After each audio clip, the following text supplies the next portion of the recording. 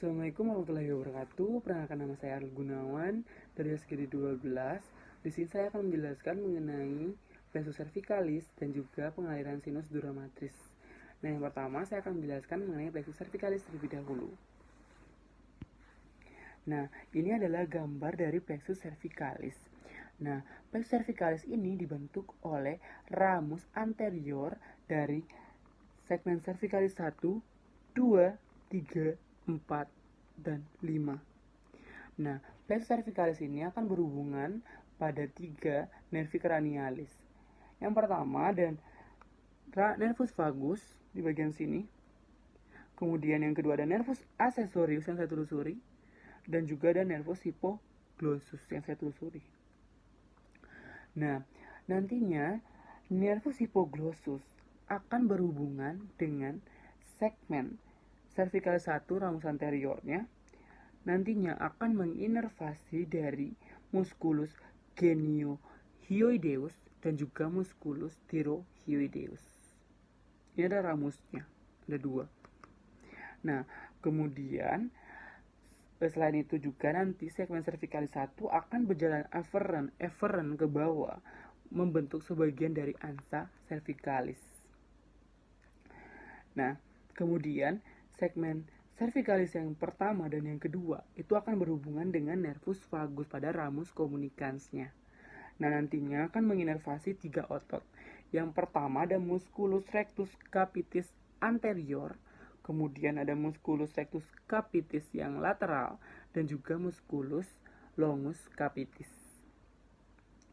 Nah, kemudian nanti segmen cervicalis yang kedua itu akan membentuk nervus occipitalis minor yang saya telusuri. Nervus occipitalis minor.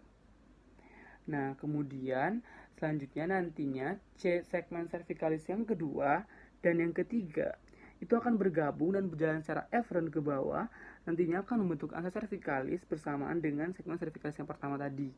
Nah, ini adalah ansa cervicalisnya.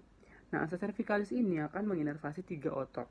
Yang pertama ada musculus sternothyroideus, kemudian ada musculus sternohyoideus, dan juga musculus omohyoideus venter inferior di bagian bawah sini. Nah, kemudian nantinya segmen cervicalis yang kedua dan yang ketiga ini itu akan membentuk 2 nervus.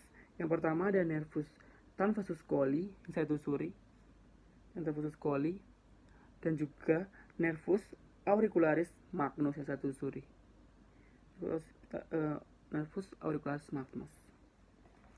Nah, kemudian selanjutnya nantinya segmen cervicalis yang kedua, yang ketiga, dan yang keempat itu akan menginervasi dari musculus longus capitis dan juga musculus longus cervicis di bagian sini.